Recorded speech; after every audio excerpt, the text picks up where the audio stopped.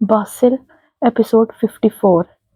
चंद second के तौक़ुफ़ के बाद इसने फिर से बात का सिलसिला जोड़ा, मगर वहां तो जनाब सपाट चेहरे के साथ स्विमिंग पूल को घूरते हुए बस सिगरेट के कश लगाने में मसरूफ थे।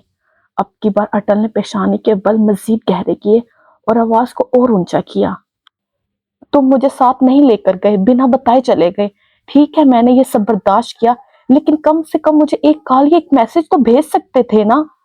अटल के गुस्से से कहने पर दौरान एक आबरू चढ़ाई हैरत से पलटा। ओह, तुम क्यों भेजते भाई, मैं होता कौन हूं तुम्हारा। दौरान के पलटने पर अटल ने जबड़े भेंचे ज्यादा सख्ती दिखाई तो दौरान ने आंखें यूं चुंदी किए जैसे इसके इस तासर पर बहुत हैरत हो रही हो। मैं ही पागल हूं जो साई की तरह तुम्हारे साथ जुड़ा रहता हूँ। मुझे पता चल गया है कि तुम्हें अब इस साई की कोई जरूरत नहीं रही है। माना जवेरिया से तुम्हें मोहब्बत हो गई थी, लेकिन मैं भी तो इसे भाभी समझता था। अटल के खफकी भरे शिकवे पर वो बेसाख्ता मुस्कुरा दिया और इसके फूले मुंह पर दान खोले हंस दिया। इसके यूं हंस देने पर अटल हैरान तो बहुत हुआ, मगर हैरत को छुपाकर इसे घूर कर देखा। हंस क्यों रहे हो, गुस्से से पूछा, लेकिन वहां दौरान के हंसने में इतना इजाफा हो चुका था कि इसके कंधे धीरे धीरे हिलने लगे थे। यूं खुलकर हंसते हुए वो कितना मुख्तलिफ लग रहा था। वो कभी यूं नहीं हंसता था। अटल ने बमुश्किल अपने गुस्से को बरकरार रखा। ये हंसने की बात है क्या? तुम्हें क्या लग रहा है मैं मजाक कर रहा हूँ तुमसे? नहीं, तुम टांग ऊपर रख रहे हो। दौरान ने बमुश्किल हंसी को दबाते हुए जवाब दिया। अटल ने हैरत से भुएं खट्टी किए। टांग ऊपर मतलब? मेरे पीछे जेसिका को सब बताने की जो गलती तुमसे सरजद हुई है, इससे पहले कि मैं इस पर गुस्सा करूं तो मुझे अपना गुस्सा दिखा रहे हो। इसको कहते हैं टांग ऊपर रखना। दौरान अब मुस्कुराहट दबा रहा था। अटल ने जजीरा होते हुए चेहरे के तासुरात बदले। वो बात तो सच कर रहा था, लेकिन इस वक्त वो इससे नाराज तो था ही, इसलिए अपने मौकफ से पीछे नहीं हटा। तुम्हें गलत फहमी है कि मैं तुम्हारे गुस्से से डर रहा हूँ। मैं ये सब तुम्हें बताने आया था और बता दिया। वो अब तुमसे मिलना चाहती है, मिल लेना। ठीक है। दौरान ने लब भेंचे मुद्दबाना हंकार भरा। अटल की बातें बिल्कुल ठीक थी। जैसिका यूं जज्बाती तौर पर अटल से जुड़ जाना वाकई इसके लिए परेशान कुन था, इसलिए इसका किया गया फैसला इसे किसी हद तक दुरुस्त लगा। अटल इसे गुस्से से घूरता हुआ पलटा और कदम दरवाजे की जानब बढ़ाए। कहाँ? दौरान की अकब से आते आवाज पर वो रुका, मगर पलटा नहीं।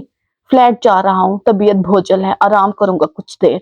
बेमुरवत और गुस्से में भरा लहजा था, लेकिन यह भी सच था जैसिका के इस दिन नाराज होकर चले जाने के बाद से इसे एक पल का चैन नहीं था। अजीब बेकली थी जो समझ से बाहर थी। बार बार फोन उठाकर देखता कि शायद इसका कोई मैसेज आया हो, लेकिन वो तो जैसे बिल्कुल खामोश हो गई थी। नाराज हो?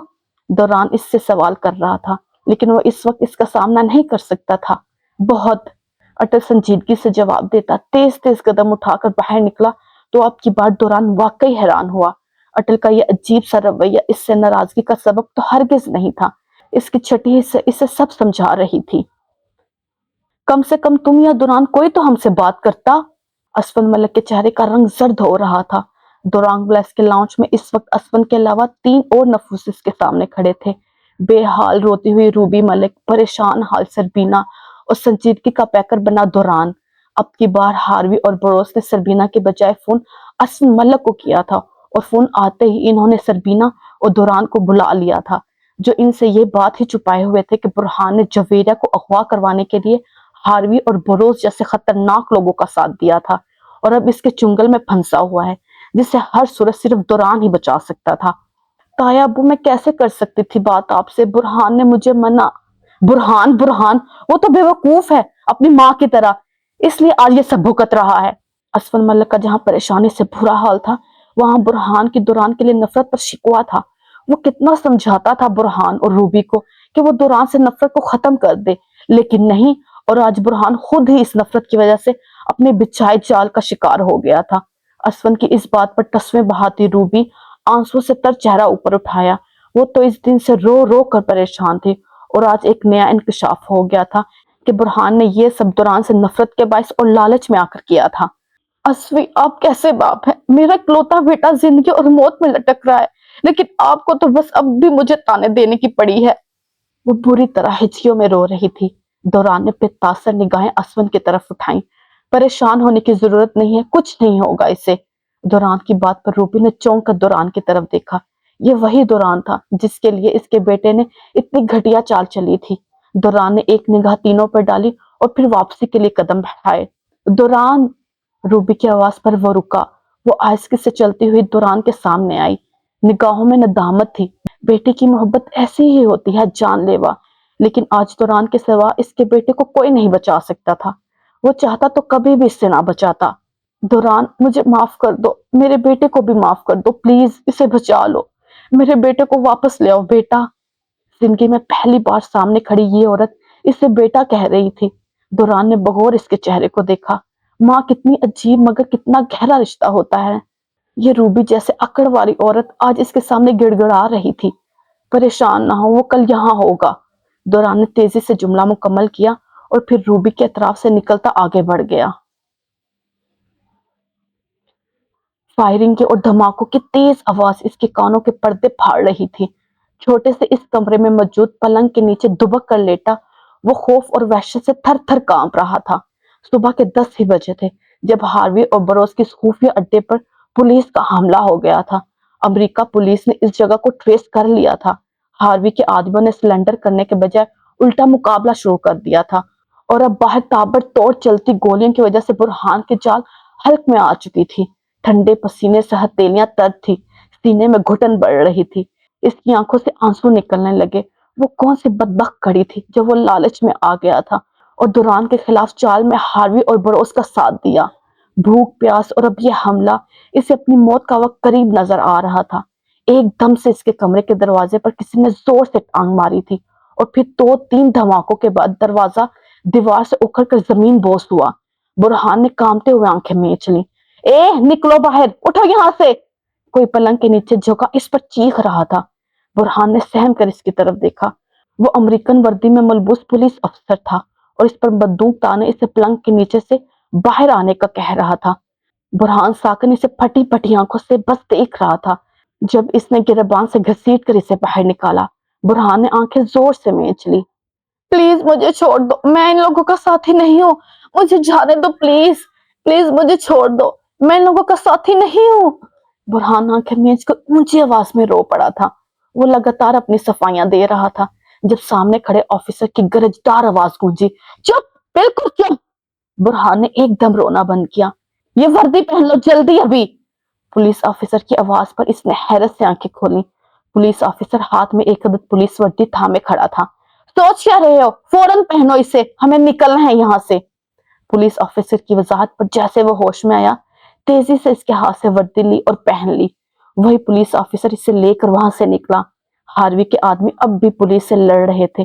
گولی کی بوچھار سے نکل کر وہ پولیس آفیسر اسے ایک کار تک لے آیا اور بیٹھنے کا کہا۔ جیسے ہی وہ کار میں بیٹھا، کار تیزی سے وہاں سے نکلی اور اس جگہ سے کچھ دور جا کر سڑک پر کھڑی ایک اور کار کے پاس رکی۔ اسے کار سے نکال کر دوسری کار میں جیسا ہی بٹھایا، کار کی ڈرائیونگ نشست پر بیٹھے دوران کو دیکھ کر وہ منجمد ہوا۔ سیاہ کوٹ میں ملبوس، سیاہ چشمہ آنکھوں پر سجائے، دوران پروکار انداز میں اس کی طرف دیکھ رہا تھا۔ برہان کے ہاتھ اب بھی بے تحاشا کانپ رہے تھے۔ لو پانی پیو۔ دوران نے پانی کی بوتل اس کی طرف بڑھائی۔ دوران اس کی طرف پانی کی بوتل بڑھائے ہوئے تھا۔ اس لمحے اس کا دل کیا زمین پھٹے اور وہ اس میں سما جائے۔ پریشان نہ ہو تم، محفوظ ہو، پانی پیو۔ دوران کی آواز پر وہ نگاہیں چراتا پانی کی طرف ہاتھ بڑھا گیا۔ ندامت سے گھر جانے جیسا مقام تھا۔ یہ وہ لمحہ تھا جب اس نے اپنی موت کو اپنی آنکھوں کے سامنے دیکھا اور محسوس کیا تھا۔ اس کے لیے تو اس بات پہ یقین کرنا مشکل تھا کہ دوران اس کی مدد کو پہنچ گیا تھا۔ دوران اب مصروف انداز میں گاڑی کے سٹیئرنگ کو گھما رہا تھا اور کچھ دیر میں ہی گاڑی شفاف سڑک پر دوڑنے لگی۔ وہ کچھ کہنے کی ہمت جتا رہا تھا اور دوران نے اس کے بعد اس سے کوئی بات نہیں کی تھی۔ سفر خاموش اور طویل تھا۔ گردن کو جھکائے جھکائے اس کے سر میں درد ہونے لگا تھا جب ایک جھٹکے سے اس نے سر اوپر اٹھایا۔ دوران، میں بہت شرمندہ ہوں۔ دوران کی جانب چہرہ موڑے وہ بمشکل یہ 4 الفاظ کا جملہ ادا کر سکا۔ دوران سیاہ چشمے میں آنکھیں چھپائے ڈرائیونگ کرتے ہوئے بس سامنے دیکھ رہا تھا۔